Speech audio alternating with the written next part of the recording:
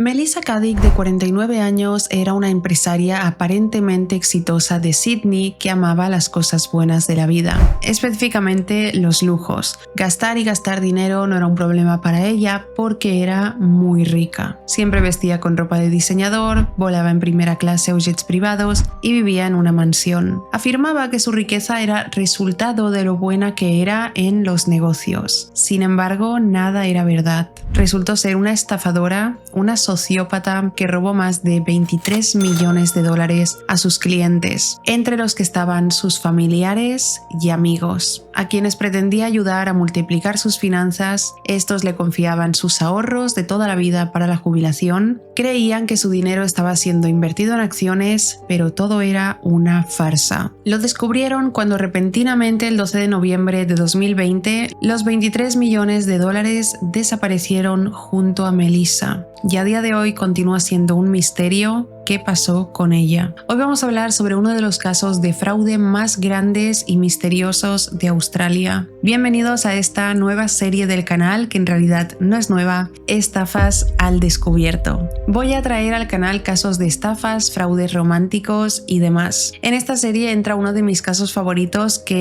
porque tiene un final feliz, por eso es un caso favorito, que es el caso de Dirty John, que hice hace unos años. El de hoy es el segundo de esta serie y estoy preparando algunos guiones más del estilo que son muy impactantes. Cómo hay personas tan siniestras capaces de engañar y manipular para su propio beneficio sin importarles destruir la vida de los demás. Sin más que añadir, empecemos con el caso de Melissa Caddick.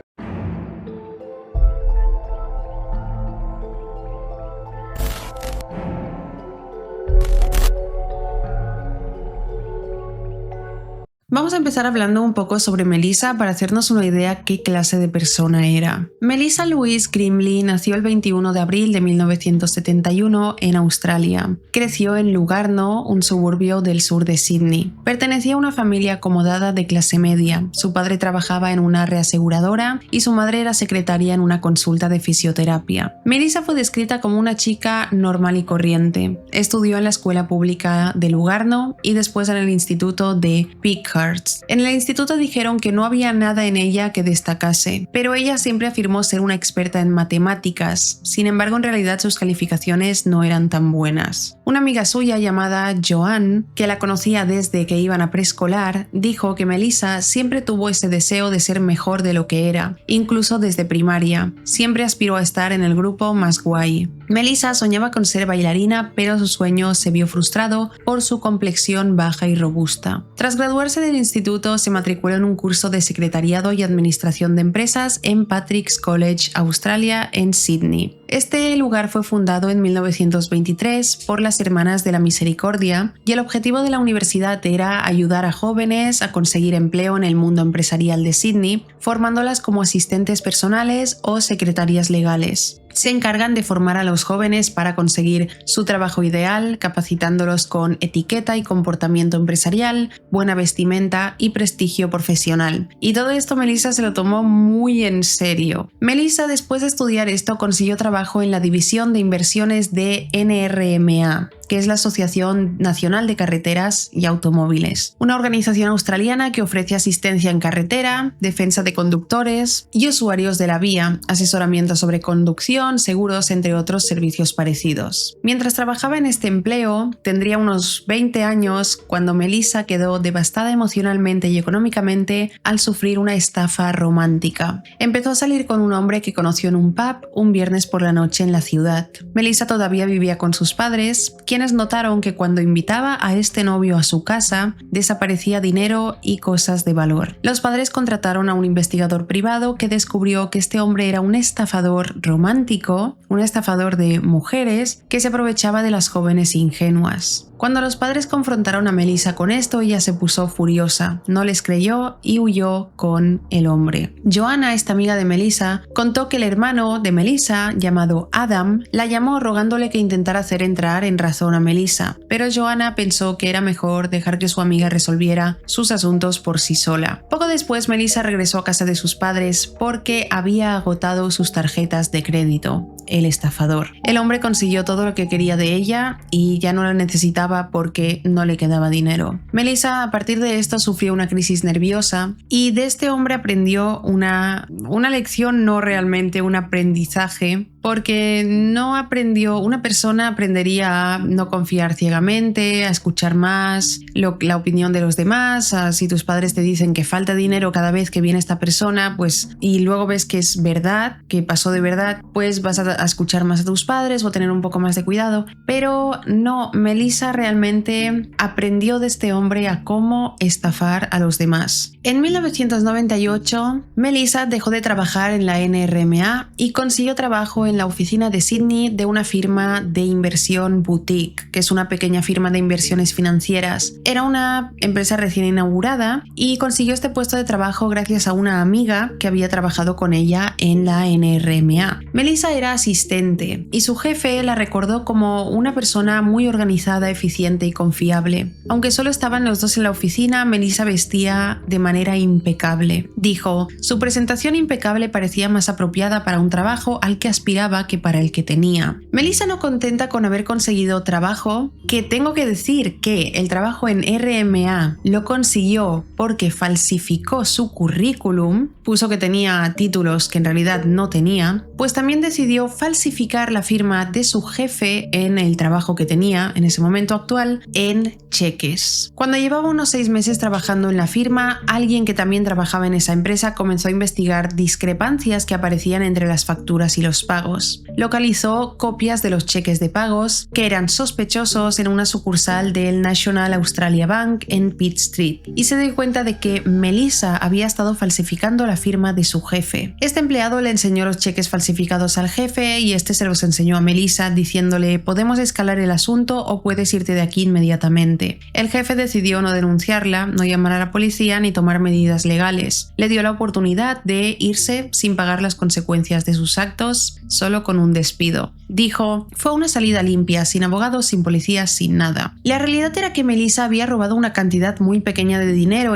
con estos cheques, menos de $2,000 aproximadamente, y ella no se ofreció a devolverlo, ni se disculpó ni nada. Simplemente, cuando el jefe le dijo que se había dado cuenta de que había falsificado su firma y de que había robado en la empresa, que se fuera, ella guardó sus cosas en su bolso de diseñador y salió de ahí apresuradamente. Que Melissa saliera de ese trabajo sin pagar consecuencias por sus actos de fraude fue probablemente una motivación para continuar escalando en su profesión como estafadora. Poco después, Melissa fue contratada como asesora financiera para Wise Financial Services, una filial de ING, y con el tiempo adquirió una participación del 25% de la empresa porque solicitó un préstamo de $750,000 australianos y compró este 25%. Para el año 2003 se había consolidado como una figura muy prestigiosa en su sector, era muy buena en este trabajo, tanto que apareció en la portada de la revista especializada Independent Financial Advisor. Sin embargo, la empresa pronto se enemistó con Melissa cuando ella pidió permiso para recomendar propiedades y acciones a sus clientes. No es que pidiera permiso, es que quería hacerlo y lo hacía,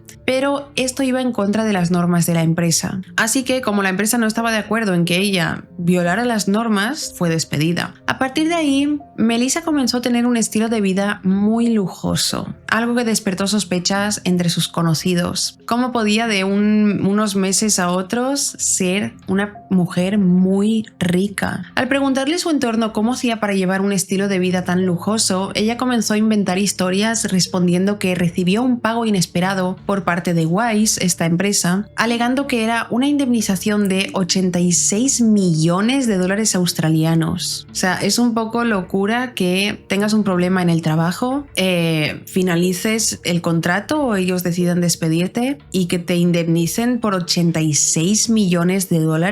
Me parece un poco disparatada la cifra. No sé si sucede, no tengo ni idea, pero me parece bastante disparatada. A otras personas les contaba otra historia. Les decía que era una indemnización por parte de la empresa también, pero por una demanda de acoso sexual. La realidad era que al dejar de trabajar con Wise, la empresa le devolvió los $750.000 que ella invirtió al empezar, que en realidad estos $750.000 eran un préstamo del banco, pero ella probablemente no devolvió ese préstamo, sino que comenzó a financiarse este estilo de vida tan lujoso. Con el tiempo, y durante el caso vamos a ir viendo cómo, con el tiempo Melissa se compró una mansión de $6,2 millones en Dover Heights, uno de los suburbios del este de Sydney más exclusivos. Una mansión de 3 plantas con vistas panorámicas del puente. Se mudó allí en esta mansión con su segundo marido, Anthony Coletti, y con su hijo de su primer matrimonio. Tenían coches deportivos de lujo, un chalet lujoso en las pistas de esquí de Aspen, y a Melissa más que cualquier cosa le encantaba gastar cantidades exageradas de dinero en ropa de diseñador. En su mansión tenía obras de arte, estatuas, cosas que solo personas extremadamente ricas podían poseer. Un poco antes de trabajar en Wise, en el año 2000, Melissa se casó con su primer marido, Tony Caddick. Tony trabajaba como obrero, nació en Gran Bretaña y tenía 28 años en ese momento y ella 29. Específicamente se casaron el 20 de abril del año 2000, el día del cumpleaños de Melissa. La boda se celebró en la iglesia Garrison de The Rocks. Melissa llegó tarde, seguramente los invitados pensaban que dejaría al novio plantado al altar, pero apareció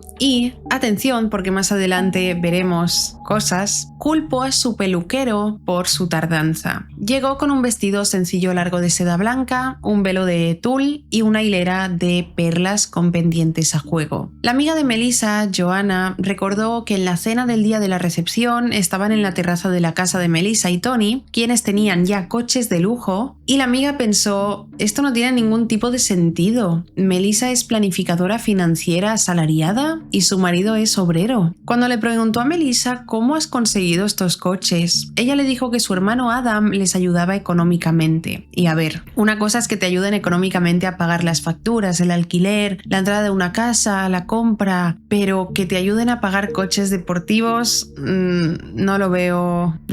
Adam, el hermano de Melissa, se graduó en la Universidad de Nueva Gales del Sur y luego trabajó como químico en ESO. ESO es una filial de ExxonMobil, una importante empresa energética que opera en Australia. Participa en la exploración y desarrollo y producción de petróleo y gas. Más tarde Adam se mudó a Singapur, donde se convirtió en socio especializado en productos químicos y energía de la empresa global de servicios profesionales Accenture, una empresa multinacional de consultoría estratégica, servicios tecnológicos y externalización. En el caso de hoy vamos a aprender mucho sobre empresas. Algo que comenzó a despertar reacciones de sospecha y de pensar qué extraño esto fue que Melissa no podía esconder su hábito de robar. Por un lado, parecía que Melissa tenía muchísimo dinero, por otro lado, sucedían cosas como esta. Su amiga contó lo siguiente: estábamos cenando y ella decía, Melissa, ¡qué cuchillo de mantequilla tan bonito! Y lo robaba. En otra ocasión estaban cenando en casa con unos amigos y le dijeron a Melissa, ¿qué salero y pimentero tan bonitos tienes? Y ella respondió, los robé en un restaurante de Paddington. O sea, lo respondía así tan normal. Por otro lado, Melissa tenía ambiciones para su marido. Tony trabajaba como obrero, pero había estudiado ciencias políticas en Inglaterra y ella lo animó a graduarse en Derecho y ejercer en ello. En abril del año 2006, Tony fue admitido como abogado por motivación de su mujer y 2 meses después tuvieron un hijo y se fueron a vivir a Inglaterra. Sin embargo, antes de dejar Australia, Melissa, mientras estaba embarazada y tuvo a su bebé, se unió a un grupo de madres primerizas en Paddington. Una de las madres de este grupo dijo que Melissa siempre iba impecablemente arreglada, mientras que las demás vestían con vaqueros y ropa informal. Pasado el tiempo, el grupo de madres seguía reuniéndose y todas expresaban sus dudas, se quejaban de su falta de sueño, de que si su bebé lloraba mucho, otra de que no comía, preocupaciones normales de madres primerizas. Y para eso tenían este grupo realmente, para desahogarse, hablar sobre sus preocupaciones y darse consejos entre ellas. Pues Melissa nunca se quejó de nada, siempre presumía de que su hijo era perfecto, el bebé soñado y que lo hacía todo bien y al pie de la letra. Entonces no sé por qué iba a este grupo de apoyo para madres primerizas. Y en estas quedadas Melissa nunca habló sobre su marido Tony. Luego fue cuando se mudaron a Inglaterra. Años después, una de las madres del grupo se encontró con Melissa en un colegio privado para niños en el este de Sydney, porque años después de vivir en Inglaterra, Melissa y su hijo regresaron a Australia y ahora veremos el porqué. Su hijo y el hijo de Melissa habían nacido solo con un par de días de diferencia, así que tenían la misma edad, pero curiosamente el hijo de Melissa había pasado un curso más arriba del que le tocaba. Esta madre se puso a hablar con ella. Melissa, ¿cuánto tiempo? ¿Qué tal está tu hijo? ¿Cómo estás? ¿Dónde has estado? Y durante la conversación Melissa le confesó que su marido Tony le mintió cuando le dijo que había conseguido un trabajo como abogado en Londres, que cuando se mudaron ahí se enteró de que Tony no tenía trabajo y mintió por completo, que Tony era un narcisista controlador que la engañaba. Según Melissa, su hermano Adam tuvo que volar a Inglaterra para rescatarla a ella y a su hijo. Pero toda esta historia era mentira. Melissa mentía descaradamente. Lo que sucedió cuando se mudaron a Inglaterra fue lo siguiente. Tony sí que tenía trabajo como abogado corporativo y cada día iba desde Londres a Essex, donde trabajaba, así que Melissa se quedaba en casa con su hijo. Melissa fue quien dejó de trabajar cuando se mudaron a Londres y resulta que se aburría y se sentía sola, así que le dijo a Tony que quería repasar sus conocimientos financieros y que se iría de viaje a Suiza para asistir a una conferencia. En realidad, Melissa no fue a ninguna conferencia y mucho menos fue a Suiza. Melissa se fue a París y un amigo de Tony se la encontró en un bar besándose con otro hombre, específicamente con su peluquero de Sydney, Anthony Coletti. El peluquero que le hizo llegar tarde a su boda. Este amigo le hizo fotos y se las mandó a Tony. Tony le pilló un montón de mensajes a Melissa con su peluquero, aparte de ver estas fotos que le envió su amigo, aparte de saber que había mentido y no se había ido a Suiza, y enterarse de que Melissa había estado viajando con Anthony, que era su amante. Vamos a llamarlo Coletti para no confundirnos entre Tony y Anthony. Tony lo confrontó con las pruebas de la infidelidad y comenzaron a discutir hasta que decidió irse a casa de su familia en Essex a pasar unos días. Así que Melissa se quedó con su hijo en la casa de Londres. Días más tarde, Tony le contó a sus amigos que cuando volvió a la casa de Londres, la casa estaba completamente vacía. Melissa lo había robado todo. Bueno, se lo había llevado todo con ella, todas las pertenencias. No solo esto, sino que también vació las cuentas bancarias conjuntas que tenían. Así que, tras 18 meses de vivir en Londres, de engañar a su marido Tony, Melissa cogió todas sus cosas, vació las cuentas bancarias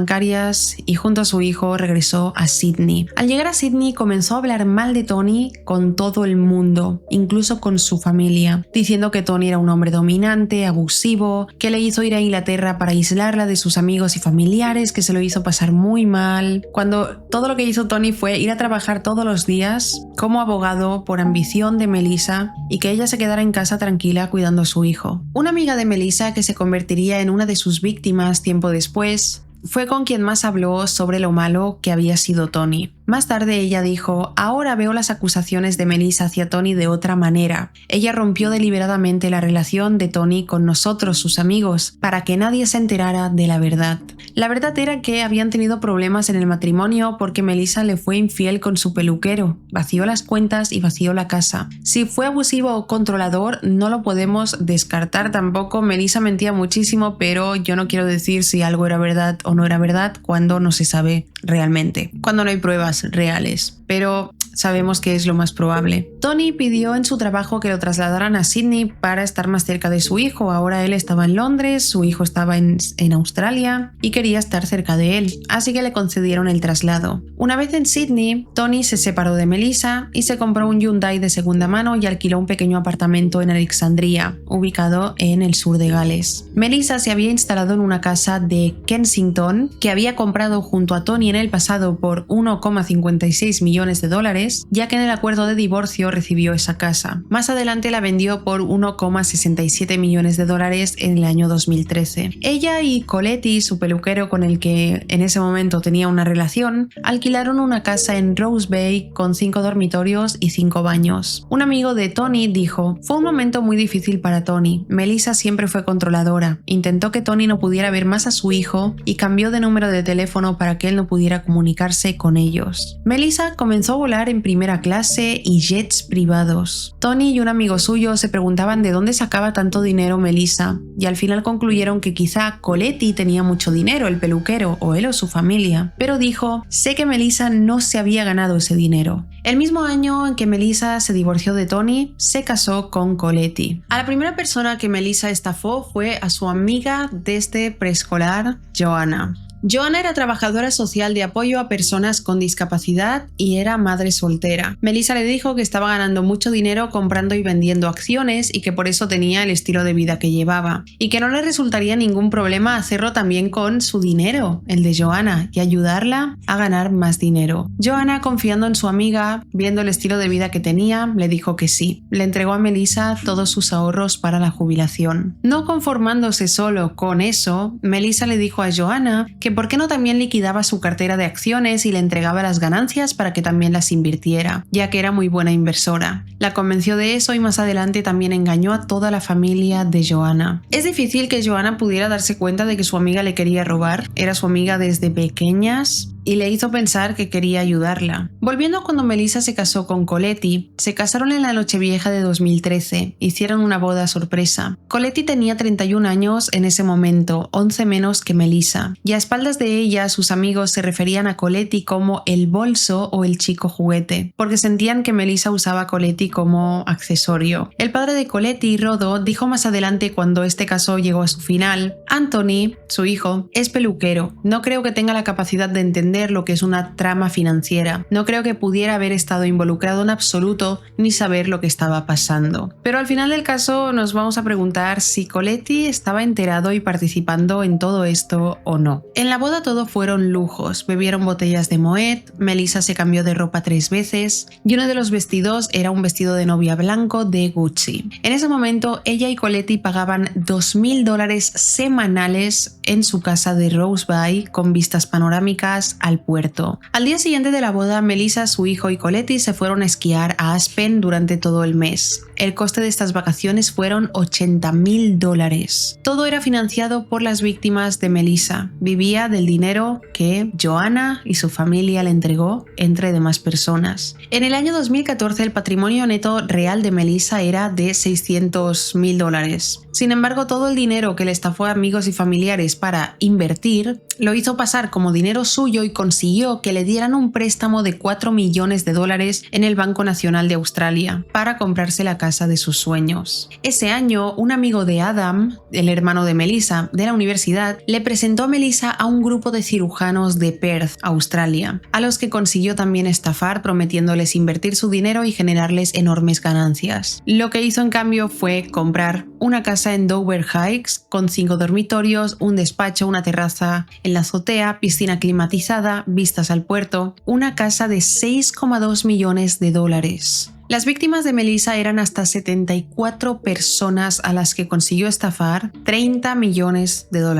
Entre ellos estaban este grupo de cirujanos, su amiga Joanna y su familia, otra buena amiga suya llamada Cheryl Kraft Reed y su pareja Faye Reed y su propia familia. 4 días después de comprar la casa, Melissa, su hijo y Coletti volaron a Nueva York para pasar la Pascua. Luego pasaron las vacaciones escolares de su hijo en Fiji y luego regresaron a Aspen para pasar otro mes durante la Navidad. En una ocasión, Melissa pagó $34,000 en unas vacaciones a Canadá. Iban en primera clase, jets privados, hoteles de 5 estrellas, todo lujos. Esto se repetía año tras año. Melissa constantemente derrochaba dinero en Chanel, Dior, Valentino y Louis Vuitton. En la zapatería Double Buy gastó $54,000 en una ocasión. Luego gastó $200,000 en una joyería. Y en 2016 le compró un coche a Coletti, un Audi azul de $390,000. Todo este dinero no se lo ganó ella, era dinero estafado a sus amigos y familiares, este grupo de cirujanos y demás personas. Durante ese mismo año, 2016, Melissa se encontró con una complicación para su plan. Uno de los cirujanos que invirtió su dinero estaba atravesando un divorcio difícil y necesitaba su dinero de vuelta. Le pidió a Melissa que le pagara ganancias o que le diera su dinero. Melissa, con miedo de que él o la exmujer de este contrataran a un contador forense, liquidó abruptamente todos sus activos y le devolvió el dinero al cirujano. En 2019,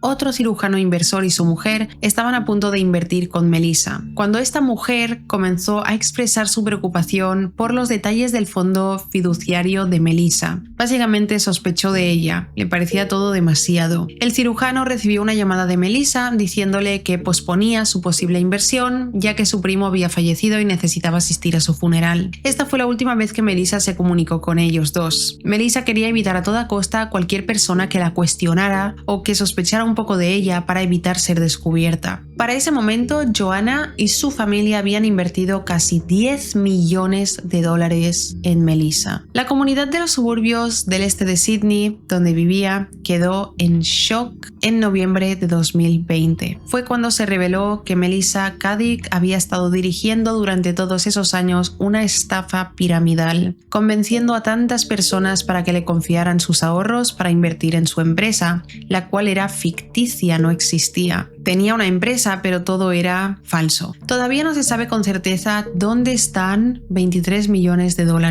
Con el dinero que estafaba, Melissa se llenaba de lujos para aparentar una fachada. Cuando hablaba con los posibles inversores, les decía primero que tenía la cartera llena, se hacía la exclusiva, pero luego los llamaba y les decía: has tenido suerte, hay una plaza libre, puedes invertir en mi empresa. No nos pensemos que la gente es tonta y entrega sus ahorros de toda una vida, porque nadie da a una persona estas cantidades de dinero sin antes estar segura. Es que hay toda una estrategia de manipulación detrás. Melissa creaba toda una historia, engatusaba a su entorno, a las personas que la conocían desde hacía años y años, personas que confiaban en ella, y se preparaba un buen discurso para convencerlos a todos. Ella hacía el papel de: yo ya soy rica, no necesito tu dinero, solo quiero ayudarte porque eres mi amiga, mi primo, mi prima, mi familiar. La supuesta empresa de Melissa se llamaba Maliver, y cuando un cliente invertía su dinero, Melissa les entregaba una guía de servicios financieros de Maliver de 7 páginas. En esta guía ella prometía maximizar los resultados de los clientes trabajando dentro de la legalidad. Sin embargo, estaba infringiendo la ley al operar un negocio de servicios financieros sin licencia. En esta guía también puso que tenía una maestría de administración de empresas, lo cual era falso, y que era miembro certificado de la Asociación de Planificación Financiera de Australia, lo cual también era falso. Una vez aceptados, los inversores depositaban dinero en la cuenta de Maliver en el Commonwealth Bank. Para cada nuevo cliente creaba una cuenta falsa de operaciones con acciones de CommSec. Todo era falsificado. Luego, para todas las operaciones, Melissa falsificaba también la firma de sus clientes. Llegó incluso en una ocasión a falsificar la firma de su suegro, el padre de Coletti. Usando un logotipo de CommSec copiado y pegado, enviaba a sus inversores un informe por correo electrónico a finales de cada mes. En este informe falsificado ponía que estaban ganando hasta un 30% de rentabilidad mensual. Los clientes, al ver estos informes y ver que estaban ganando tanto dinero,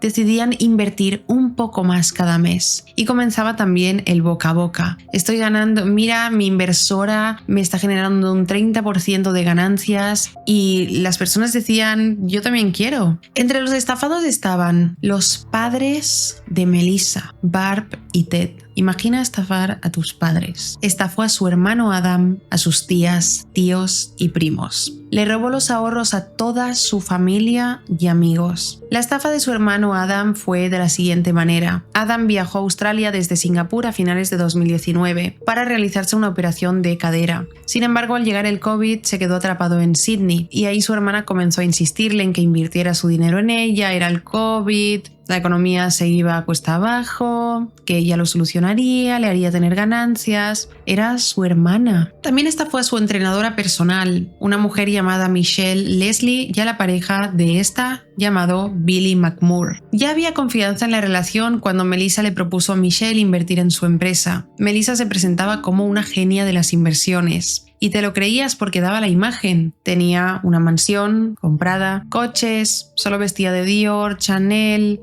sus vacaciones eran en jet privados. Melissa contrató a Michelle como entrenadora personal, y a partir de ahí comenzaron a hacerse amigas. Se ganó su confianza, la invitó a su casa, le dejaba probarse su ropa de diseñador, le decía: te dejo el bolso que quieras, coge lo que quieras, el vestido que quieras, te lo dejo todo prestado. Todo era una actuación para ganarse la confianza de las personas, para que no dudaran de ella, para que ni siquiera pensaran: es una estafadora, quiere robarme. Ella les enseñaba: mirar todo lo que tengo, ¿para qué querría robaros? No queréis ser como yo, dadme vuestro dinero. Lo que nadie sabía es que ella llevaba ese estilo de vida gracias al dinero que le daban los demás. Melissa mostraba a sus víctimas que ella ya lo tenía todo, ya tenía dinero, ya era muy rica, no necesitaba robarle a nadie, solo quería ayudar. Entonces, ¿cómo se descubrió que Melissa era una estafadora y había estafado a toda su familia, amigos, grupos de cirujanos y entre muchas más personas. En noviembre de 2019, la Comisión Australiana de Valores e Inversiones recibió un aviso anónimo de que Melissa Caddick estaba operando un negocio de servicios financieros utilizando la licencia australiana de servicios financieros de otra persona. Es decir, que Melissa había robado una licencia. Melissa nunca había cumplido los requisitos necesarios para solicitar dicha licencia, y operar sin licencia podía conllevar una multa de $22.000 y 2 años de prisión. Así que lo que hizo fue preguntarle a una antigua compañera de trabajo si le dejaba su licencia. Esta antigua compañera se negó evidentemente, y Melissa entonces dijo: no pasa nada, te la robo, y se la robó. Esta compañera se enteró en 2019 gracias a la mujer del cirujano que sospechaba de Melissa. Esa mujer, cuando decidió junto a su marido no invertir en Melissa, decidió investigar de todos modos. Se puso a investigar los documentos que proporcionaba Melissa para presentar sus planes y se dio cuenta de que su licencia era falsa. Más que falsa, era robada. Sin embargo, aunque denunciara anónimamente este robo de licencia, nadie tomó medidas. En enero de 2020, Melissa estaba en Aspen junto a su marido e hijo en un apartamento alquilado de 3 habitaciones en North of Nell. Una amiga de Aspen organizó una comida para presentarle a Melissa al propietario del edificio. Melissa aceptó, pero a último momento dijo que no podía ir, alegando que la había atropellado una persona que hacía snowboard. En ese mismo viaje, Melissa conoció a una mujer de Woollahra, Sydney, que mostró interés en invertir su dinero en su empresa. Al principio, Melissa la rechazó, diciéndole que no tenía ni un hueco, pero de vuelta a Sydney, de repente la llamó y le dijo: «Ay, has tenido suerte, tengo un hueco para ti». Ella jugaba a esto para que nadie la viera desesperada por el dinero de los demás, para que invirtieran en ella, para que ella intentaba dar la imagen de exclusividad. Tienes suerte si puedes invertir conmigo. Tienes suerte si te consigo un hueco. No necesito tu inversión. La mujer invirtió $1 millón y como Melissa le enviaba documentos falsificados de que estaba generando un 30% de ganancias mensuales, para abril de ese año esa mujer había invertido $2,5 millones. En agosto de ese mismo año, esa mujer estaba en el dentista y entabló conversación con otra mujer que estaba en la sala de espera. Comenzaron a hablar sobre sus vidas y esa mujer le dijo que era inversora financiera, y la mujer de Aspen le dijo que ella había encontrado una inversora increíble que le estaba generando muchas ganancias, Melissa Caddick. La mujer inversora se quedó horrorizada. Era a quien Melissa le robó la licencia. O sea, qué casualidad, el karma siempre actúa de esta manera. Ese mismo día, la inversora de Aspen llamó a Melissa para pedirle que le devolviera sus $2,5 millones, mintiendo, no quería encararla, diciéndole que había encontrado una casa que necesitaba comprar, quería invertir en una propiedad. Al día siguiente, a las 6:22 de la mañana, Melissa le envió un correo electrónico diciéndole que ganaría mucho más dinero invirtiendo en acciones con ella que en propiedades, que no se comprara ninguna casa, que su dinero estaba bien con ella. Además añadió: oye, y ahora que ya sabes a lo que me dedico y estás teniendo tantas ganancias, ¿podrías hablarle de mí a tu hermano o recomendarme a un par de personas? La inversionista le dijo que no a todo y fue una de las pocas afortunadas que recuperó su dinero completo. 7 meses después de la primera denuncia, el 3 de junio de 2020, llegó otra denuncia, esta vez con más detalles sobre el robo de la licencia. Los investigadores ahí se dieron cuenta de que era un asunto grave, de estafa.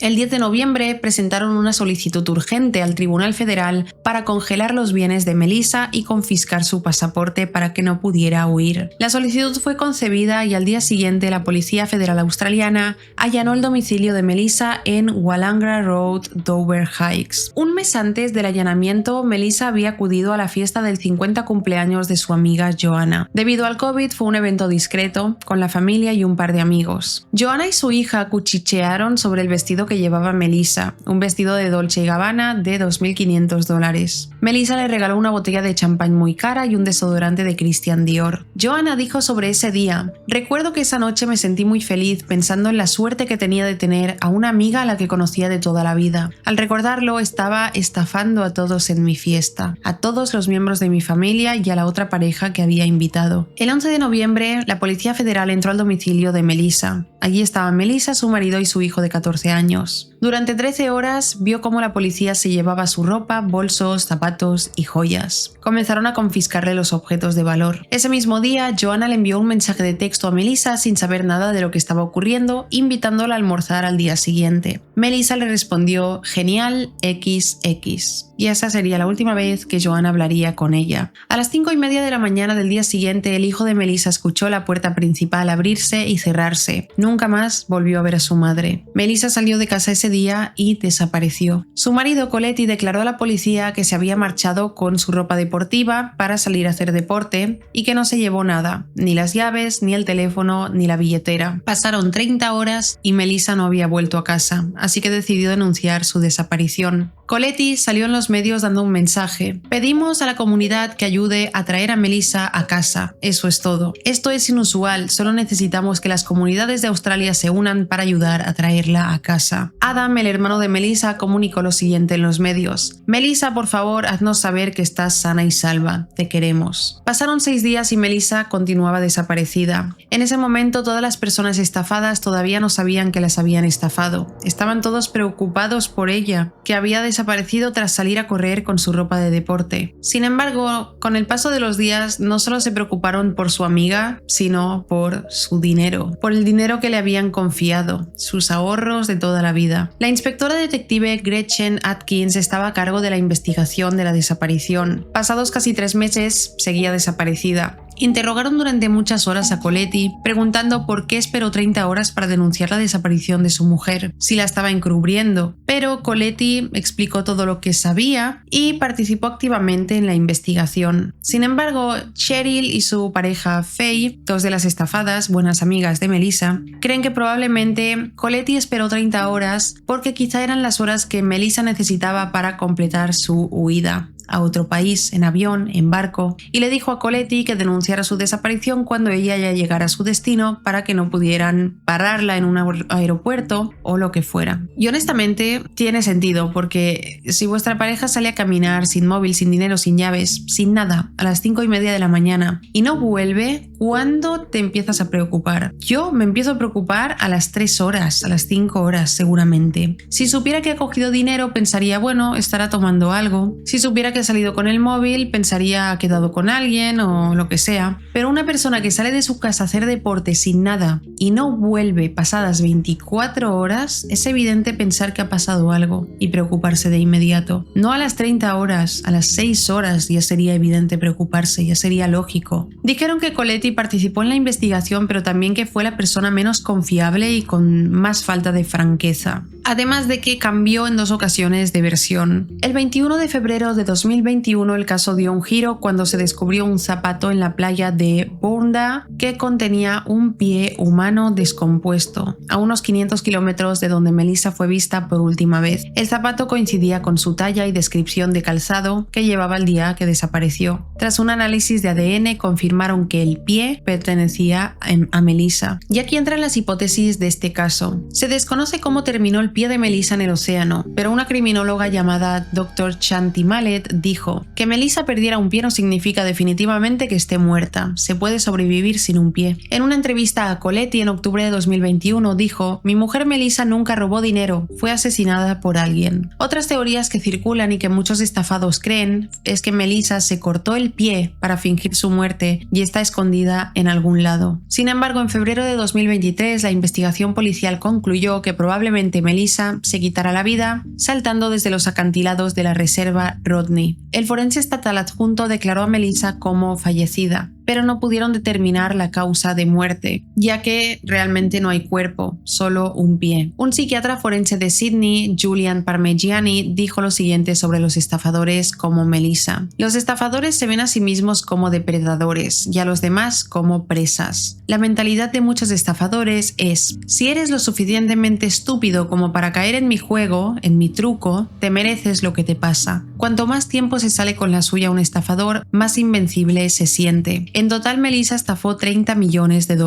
7 fueron devueltos a los clientes estafados y los 23 restantes no se sabe dónde están. Melissa tenía la mentalidad de hay que hacerse rico para ser rico. Así que con una gran cantidad de dinero financió su imagen, su fachada de millonaria, comprando propiedades, coches, joyas, ropa. Así que mucho de este dinero lo gastó en interpretar su papel y poder estafar. Los millones devueltos se consiguieron después de que se anunciara que se venderían las posesiones de Melissa, incluida su casa, para reembolsar el dinero a los clientes estafados. Coletti se opuso a la venta de la casa y el Tribunal Federal le dio 6 semanas para presentar sus reclamaciones. Los padres de Melissa, aunque fueron estafados, vivían en un ático que les compró ella y que también iba a ser embargado para ser vendido y recaudar dinero para las víctimas. Ellos presentaron una declaración alegando que invirtieron $1 millón en la empresa de su hija a cambio de vivir en ese ático, con un arrendamiento vitalicio. Dijeron también que su hija les quitó dinero de manera deshonesta y fraudulenta. En abril de 2022, Coletti presentó una reclamación ante el Tribunal Federal para obtener algunos activos de Melissa. Quería su vestido de novia Gucci, $7 millones en acciones, 2 millones en joyas y 2 propiedades. Pero en mayo el Tribunal Federal ordenó a Coletti que desalojara su casa. La ropa, joyas y demás artículos de lujo que poseía Melissa se vendieron en una subasta por un valor de $860,000. 32 de las personas estafadas presentaron una demanda argumentando que los auditores involucrados desde 2012 hasta 2020 fueron negligentes al no detectar los documentos fraudulentos ni confirmar la existencia real de las inversiones. Realmente Melissa pudo hacer todo lo que pudo porque primero sus familiares y amigos se la creyeron, que eso no era tan difícil, pero los bancos también se la creyeron. Actualmente siguen trabajando para recuperar el total del dinero estafado. La causa de muerte de Melissa sigue siendo un misterio. Se especula desde accidente hasta haberse quitado la vida. ¿O creéis que podrían haberla asesinado? Es la teoría que Coletti cree que es la más probable. Su marido, quizá algún estafado se dio cuenta de lo que estaba pasando, o quizá Melissa está viva escondida en alguna parte. Sus amigas estafadas están convencidas de que está viva. ¿También pensáis que Coletti está al tanto sobre algo? Si su mujer está escondida y él lo sabe, la encubre y conoce sus movimientos. Esto es todo sobre este caso, uno de los casos de fraude más grandes y misteriosos de Australia. Dejad en comentarios qué opináis, porque es un caso que termina de manera muy misteriosa. No sabemos qué le pasó a Melissa, dónde está, si no está.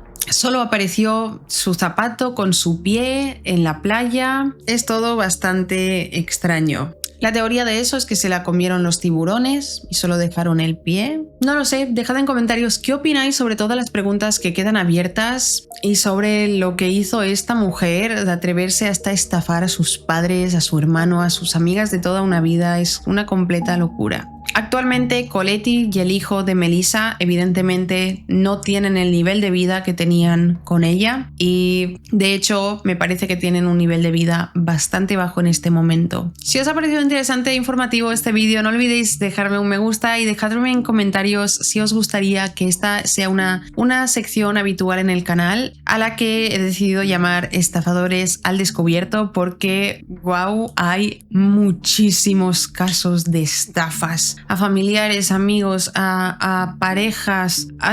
Estoy viendo tantísimos casos de parejas que han sido estafadas por una relación romántica que de verdad es aterrador pensar que hay personas tan maquiavélicas en este mundo, que pueden manipular al punto de que la otra persona que está durmiendo en la misma cama no se dé cuenta de nada. Si os ha gustado este caso, os recomiendo el de Dirty John, que también subí en el canal hace mucho tiempo, así que la calidad del audio y cámara no es la que tengo ahora, pero es un caso increíble, en el que la hija de la estafada se salvó de ser asesinada por poco.